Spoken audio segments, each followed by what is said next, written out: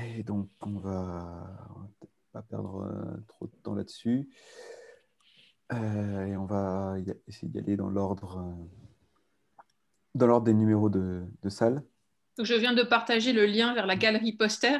Peut-être l'idée, c'est que chaque Oui, présentateur ne partage pas son écran pendant les 30 secondes de présentation. Il le fera dans son room et chacun peut se référer à la galerie poster pour voir le poster. Voilà. merci d'avoir envie. Je cherchais ma fenêtre. Et ben donc, vous pouvez vous référer à ce lien pour voir les posters et donc vous avez les PDF à chaque fois. Donc, c'est Gilles, le numéro 1. Gilles, tu peux y aller, 30 secondes. Ah, ton micro est Gilles, coupé. André?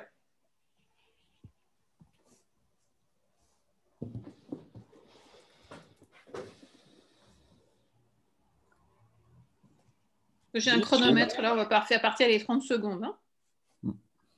C'est parti. Bon. Gilles, André? Votre micro est coupé. Gilles, André? Voilà. On est parti. 30 secondes. 30 secondes pour Vas-y, commencer. Gilles, tu as 30 secondes pour donner envie aux gens de venir voir ta démo. Bonjour à tous, on vous propose un poster animé. Ça a été déjà préenregistré en plusieurs langues. On va vous parler des différents tempéraments. André est avec moi, qui est mon accordeur à cœur mort. Donc vous allez, si vous êtes fan de nos vidéos, vous allez nous retrouver dans le salon. On va présenter tous les outils. L'adaptation à des outils de 2 dimensions, 3 dimensions et 4 dimensions. Pour visualiser le tempérament, c'est une chose qu'on ne savait pas faire. Maintenant, on a des outils qui permettent de comparer un tempérament et un autre. Voilà. Merci, les 30 secondes sont passées. Poster Merci, suivant. Gilles. Donc, Armand ou Ulysse? Ouais, bonjour à tous. Du coup, avec Ulysse Delgingaro, nous, on s'est intéressé à la question des interfaces cerveau-machine et on s'est intéressé aux possibilités et à leurs limitations. À leurs possibilités et à leurs limitations. Donc, pour ça, on a travaillé avec un casque à électroencéphalogramme. Et si ça vous intéresse plus, du coup, on est dans la Room 2 et on pourra vous expliquer le projet Canvas. C'est un projet sur lequel on a travaillé, qui est un projet de recherche et création.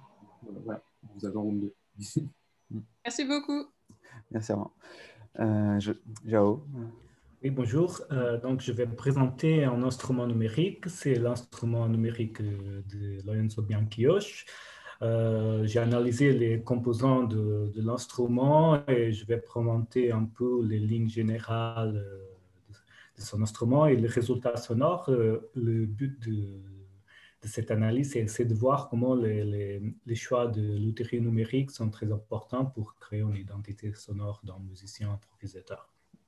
Merci beaucoup. Merci. Martin? Bonjour à tous. Donc moi, je m'intéresse aux interactions temporelles entre humains et machines en différents postes de travail dans un spectacle vivant. Donc je me suis demandé quels outils on peut avoir pour faciliter leur connexion, leur interaction. Donc je fais une revue de quelques solutions déjà existantes pour faire ça et puis j'essaye de délimiter quelques briques élémentaires qui peuvent constituer un middleware pour l'interaction temporelle. Et ensuite, je parle de propositions d'implémentation et je discute d'une application musicale qu'on a fait avec un compositeur qui est Pedro Garcia Velasquez, qui compose pour un orchestre de bras robotiques. Voilà. Merci. Samuel? Bonjour à tous, merci beaucoup. Donc dans ce travail-là, je propose une approche algébrique de la vision des phrases musicales pour en fait appliquer des méthodes qui viennent de l'algèbre et de l'informatique théorique, comme les grammaires par exemple, pour engendrer de manière aléatoire des nouveaux motifs à partir de motifs préexistants.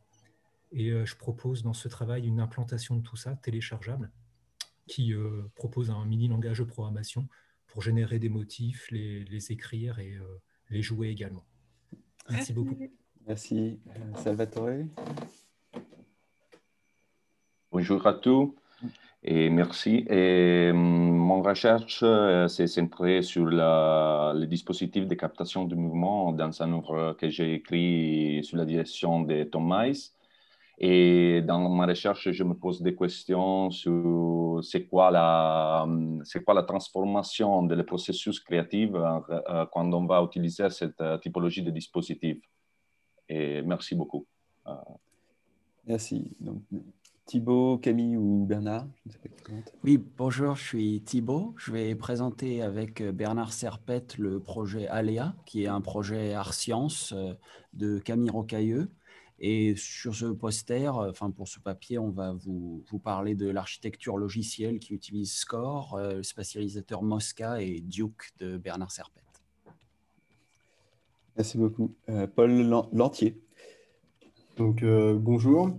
C'est un travail qui a été initié donc, avec Rodolphe Bourotte et Corentin Guichawa sur donc, la reprise des travaux de Xenakis pour donc, faire une version logicielle de Lupic qui s'appelle LupiSketch. Et c'est un peu une petite première. On a réussi donc, à intégrer des automates cellulaires qui font des calculs de symétrie et d'intervalle, donc de lignes mélodiques qu'on rentre.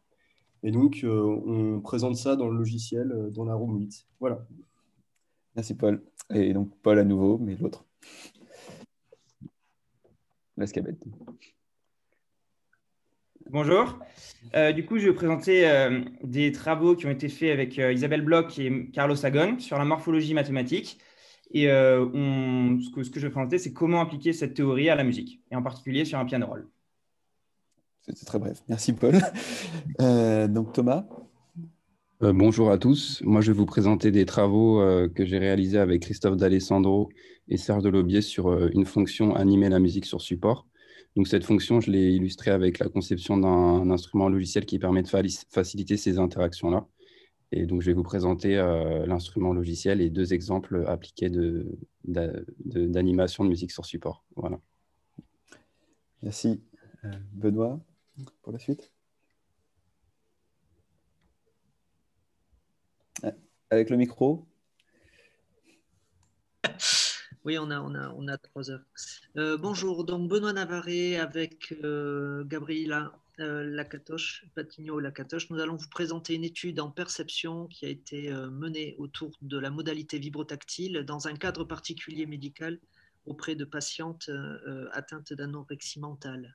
Donc, en quoi la modalité vibrotactile peut être utile ou un outil de médiation pertinent dans ce cas spécifique qui est un cas de suivi de patientes atteintes d'anorexie mentale. Merci. Merci. Laurent. Bonjour, je suis responsable du master professionnel de réalisateur en informatique musicale, RIM, à l'Université Lyon-Saint-Étienne. Et pour sensibiliser les étudiants en musicologie à ces technologies, j'anime un atelier d'informatique musicale dans lequel on combine les langages Faust, Max et Open Music pour réaliser des instruments numériques et produire de la musique et jouer un concert à la fin de l'année. Voilà, je vous présente ces outils et cette création. Merci Laurent. Benny ou Mihail? Voilà, il s'agit... attendez, je ne vois pas. C'est bon, on vous entend. Je suis là. Oui, on vous entend.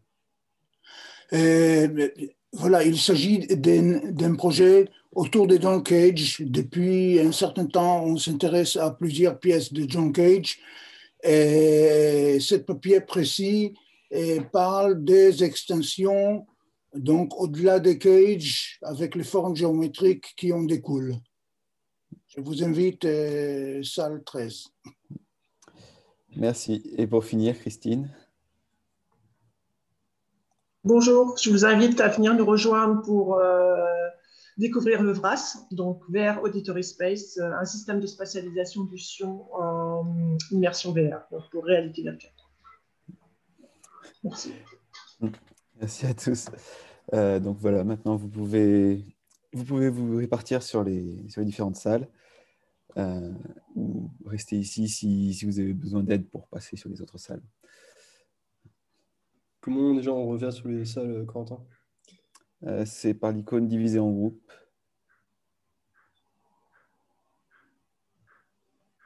À côté du bouton suspendre et arrêter l'enregistrement, en bas, il y a divisé en groupe. Et là, vous pouvez choisir la salle. Une petite icône.